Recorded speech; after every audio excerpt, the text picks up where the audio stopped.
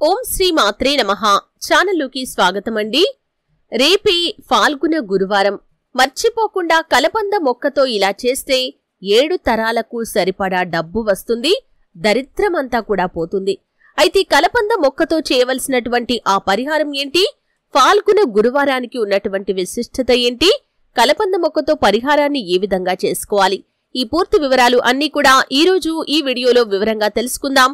వీడియోలోకి వెళ్లే ముందు మా చిన్న రిక్వెస్ట్ ఏంటంటే, ఇంతకు ముందు కనుక మా ఛానల్ని మీరు సబ్స్క్రైబ్ చేసుకున్నట్లయితే సబ్స్క్రైబ్ చేసుకోండి.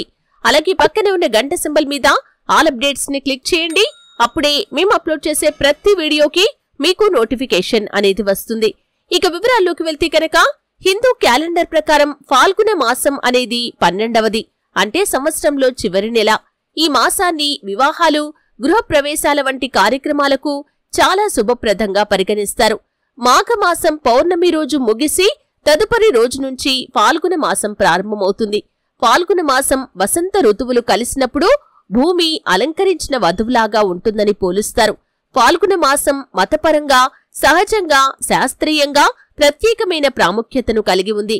ఈ మాసంలో వచ్చే పండగలు హోలీ, మహాశివరాత్రి మొదలైన వాటిని చాలా ప్రత్యేకంగా భావిస్తారు. అయితే 2024వ సంవత్సరంలో ఫాల్గుణ మాసం ఫిబ్రవరి 25వ తేదీన ఆదివారం నుండి ప్రారంభమై మార్చి 25వ తేదీతో ముగుస్తుంది. ఈ మాసం పౌర్ణమి రోజున చంద్రుడు ఫాల్గుని నక్షత్రంలో ఉంటాడు కాబట్టి ఈ మాసానికి ఫాల్గుణ అనే పేరు వచ్చింది. ఈ మాసంలో దానం చేయటం వల్ల తరగని పుణ్య ఫలాలు లభిస్తాయి. ఫాల్గుణ మాసంలో చంద్రుడు జన్మించాడని, అందుకే ఈ మాసంలో చంద్రుడికి ప్రత్యేక పూజలు చేయటం వల్ల మానసిక ఒత్తిడి తగ్గి ఇంద్రియాలను నియంత్రించే శక్తి పెరుగుతుందని పండితులు కూడా చెబుతూ ఉన్నారు. ఫాల్గుణ మాసంలో చంద్రుణ్ణి పూజించటం ద్వారా జాతకంలో చంద్రదోషం తొలగిపోతుందని కూడా చెబుతున్నారు. ప్రేమ, సంతోషాలు పంచే హోలీ పండగ కూడా ఫాల్గుణ మాసంలో జరుపుకుంటారు.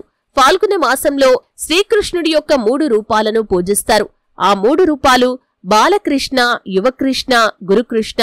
ఈ 3 రూపాలను పూజించటం వల్ల సంతాన సుఖం, వైవాహిక జీవితంలో సుఖం, మోక్షం లభిస్తాయని చెబుతున్నారు. ఫాల్గుణ మాసంలో వచ్చే పండగలు సానుకూల శక్తి, ఆనందంతో నిండి ఉంటాయి. ఫాల్గుణ మాసంలోని శుక్లపక్షంలోని అష్టమి తిథి నాడు లక్ష్మీదేవిని, సీతను పూజించే సాంప్రదాయం కూడా ఉంది. అలాగే మహాశివరాత్రి, శివుణ్ణి పూజించే ముఖ్యమైన పండగను కూడా మనం జరుపుకుంటూ ఉంటాం. అయితే ఇంతటి ప్రాముఖ్యత కలిగినటువంటి ఈ ఫాల్గుణ మాసంలో రేపే ఫాల్గుణ గురువారం. ఈ రోజు కూడా ప్రత్యేకమైన విశిష్టతను కలిగి ఉంది. కాబట్టి ఈ చిన్న పరిహారం కనుక మీరు కలపంద మొక్కతో చేశారంటే ఖచ్చితంగా మీ జీవితంలో మీకు పొంచి ఉన్నటువంటి సమస్యలు అన్నీ కూడా తొలగిపోతాయి.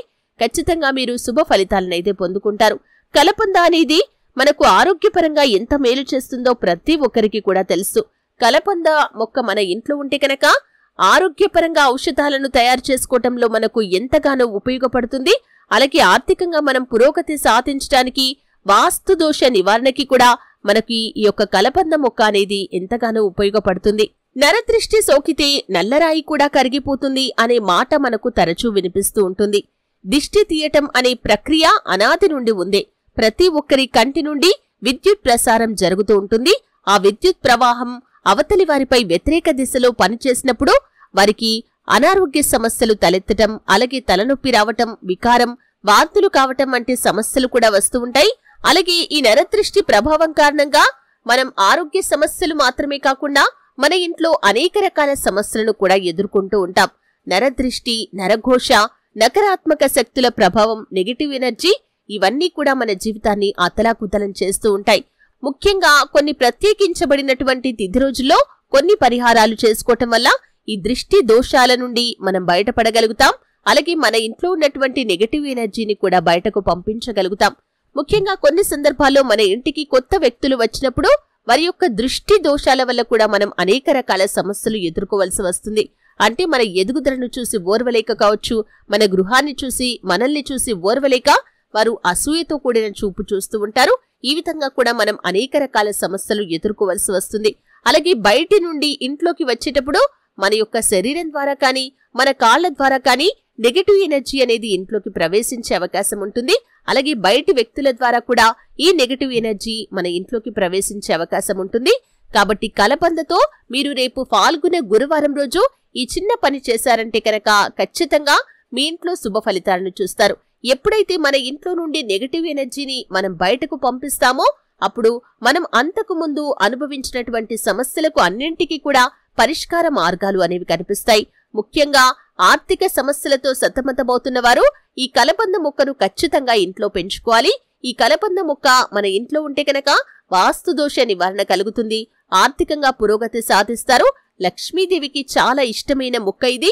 కాబట్టి లక్ష్మీ కటాక్షం కూడా మన పైన ఉంటుంది. కాబట్టి ప్రతి ఒక్కరూ కలబంద మొక్కను ఇంట్లో పెంచుకోవటానికి ప్రయత్నం చేయండి. దీనికి మీరు ఎక్కువగా శ్రమ పడవలసిన అవసరం కూడా లేదండి. కలబంద మొక్క అనేది ఈజీగా మన ఇంట్లో పెంచుకోవచ్చు. స్థలం ఉన్నవారు ఇంటి ఆవరణలో పెట్టుకోవచ్చు. స్థలం లేనివారు పూల కుండీల్లో కూడా ఈ యొక్క కలబంద మొక్కను పెంచుకోవచ్చు. కాబట్టి ప్రతి ఒక్కరూ కలబంద మొక్కను పెంచుకోవడానికి ప్రయత్నం చేయండి. అనేక రకాల అనారోగ్య సమస్యలకి ఈ కలబంద మొక్క దివ్య ఔషధంగా పనిచేస్తుంది. అలాగే మన చర్మ సంబంధిత సమస్యలు, జుట్టుకు సంబంధించి సంరక్షణ కోసం ఈ యొక్క కలబందను మనం విరివిగా ఉపయోగించుకోవచ్చు. అలాగే ముఖ్యంగా ఫాల్గుణ గురువారం రోజు మీరు కలబందతో చేయవలసినటువంటి పరిహారం విషయానికి వస్తే ఒక కలబంద మొక్కను తీసుకోండి. ఆ కలబంద మొక్కను తీసుకునే సమయంలో మీరు ముందుగా ఆ చెట్టుకి మీరు కొన్ని నీళ్లు పోయండి. అంటే ఇంట్లోని మంచినీటిని తీసుకుని వెళ్లి మీరు ఆ యొక్క చెట్టు మొదట్లో పోసి చెట్టు మొదట్లో మీరు చేతితో తాకి దండం పెట్టుకోండి. దండం పెట్టుకునే సమయంలో మీరు మీ మనసులో సంకల్పం చెప్పుకోండి. అంటే ఈ కలబంద మొక్కను నేను ఈ పరిహారం నిమిత్తం తీసుకుని వెళ్తున్నాను. మా ఇంట్లో ఉన్నటువంటి నెగటివ్ ఎనర్జీ అంతా కూడా బయటకు వెళ్ళిపోవాలి, లక్ష్మీ కటాక్షం మాకు కలగాలి. ఈ విధంగా చెప్పి ఆ కలబందను వేరుతో సహా తీయండి. అంటే చిన్న కలబంద మొక్క అయినా పర్వాలేదండి. అంటే పిల్ల మొక్కలు పెరుగుతూ ఉంటాయి కదా, అవైనా పర్వాలేదు. ఆ యొక్క వేరుతో సహా తీసిన తర్వాత దాన్ని శుభ్రంగా కడగండి. కడిగిన తర్వాత దానికి పసుపును మొత్తం రాసేయండి. పసుపును మొత్తం రాసిన తర్వాత మీరు గంధంతో అలాగే కుంకుమతో బొట్లు పెట్టండి. అంటే మీరు దేవుడి మందిరంలో అంటే పూజా మందిరంలో పూజ చేసే సమయంలో ఏ విధంగా అయితే దేవుడి పటాలు శుభ్రం చేసి మీరు గంధంతో కుంకుమతో బొట్లు పెడతారో అదే విధంగా పెట్టి మీరు పుష్పాలతో అలంకరించండి. అంటే దీనంతటిని కూడా ఒక స్టీల్ పళ్ళెంలో పెట్టి చేయాల్సి ఉంటుందండి. అంటే పుష్పాలతో అలంకరించి ధూపం కూడా చూపించండి. ఈ విధంగా చూపించిన తర్వాత మీ పూజా మందిరంలో లక్ష్మీదేవి పటం దగ్గర ఈ యొక్క కలబంద ఏ ప్లేట్లో అయితే పెట్టారో ఆ ప్లేట్ ని అక్కడ ఉంచండి. ఈ విధంగా ఉంచిన తర్వాత మీరు ధూప దీప నైవేద్యాలతో పూజ చేయండి. దీపాన్ని వెలిగించండి. ఈ విధంగా వెలిగించిన తర్వాత మీరు పూజ అంతా కూడా పూర్తయిన తర్వాత మీ యొక్క మనసులోని సంకల్పం చెప్పుకోండి. అంటే మీరు ఎటువంటి ఆర్థిక సమస్యలతో బాధపడుతున్నారు, మీరు మీ కుటుంబ సభ్యులు ఎటువంటి సమస్యలతో బాధపడుతున్నారు, ఆ సమస్యలన్నీ కూడా తొలగిపోవాలని, లక్ష్మీ కటాక్షం మాకు కలగాలని, ఆర్థిక సమస్యల నుండి మాకు విముక్తి కలగాలని, మా ఇంటిపై మాపై ఉన్నటువంటి నరదృష్టి, నరఘోష, నకారాత్మక శక్తుల ప్రభావం అంతా కూడా తొలగిపోవాలని ఈ విధంగా మనసులో సంకల్పం చెప్పుకొని మీరు ఆ యొక్క కలబంద మొక్కను తీసుకుని వెళ్లి మీ ఇంటి ప్రధాన ద్వారానికి మీరు కుడివైపున వేలాడదీయండి. ఈ విధంగా ఒక తాడు సహాయంతో కానీ లేకపోతే కలబంద మొక్కకు ఇంకా ఏదైనా లావు దారాన్ని కట్టి కానీ వేలాడదీయండి. ఈ విధంగా వేలాడదీస్తే కనుక మీ ఇంట్లో ఉన్నటువంటి నెగటివ్ ఎనర్జీ అంతా కూడా అది ఆకర్షిస్తుంది. మీరు బయటికి వెళ్లి ఇంట్లోకి వస్తున్నప్పుడు మీ కాళ్ళ ద్వారా వచ్చినటువంటి మీ యొక్క శరీరం ద్వారా వచ్చినటువంటి నెగటివ్ ఎనర్జీని తన లోపలికి లాక్కుంటుంది. అలాగే బయటి వ్యక్తులు ఎవరైతే మీ ఇంట్లోకి ప్రవేశిస్తారో వారి ద్వారా నెగటివ్ ఎనర్జీ మీ ఇంట్లోకి ప్రవేశించకుండా అది అక్కడే వారి నుండి నెగటివ్ ఎనర్జీని లాక్కుంటుంది. ఈ విధంగా చేస్తే కనుక నెగటివ్ ఎనర్జీ అంతా కూడా ఆ యొక్క కలబంద మొక్కలోకి వెళ్ళిపోతుంది. అది వాడిపోయి ఎండిపోయేంత వరకు కూడా దాన్ని అదే విధంగా ఉంచుకోవచ్చండి. ఈ విధంగా చేస్తే కనుక ఖచ్చితంగా నెగటివ్ ఎనర్జీ మీ ఇంట్లో నుండి వెళ్లిపోవటంతో లక్ష్మీ కటాక్షం మీకు కలుగుతుంది. ఆర్థికంగా డబ్బును సంపాదించగలుగుతారు, ఆదాయ మార్గాలను అన్వేషిస్తారు. వృత్తి, ఉద్యోగం, వ్యాపారం తదితర అంశాల్లో కూడా మీరు అభివృద్ధిని చూస్తారు. అనారోగ్య సమస్యల నుండి కూడా విముక్తి లభిస్తుంది.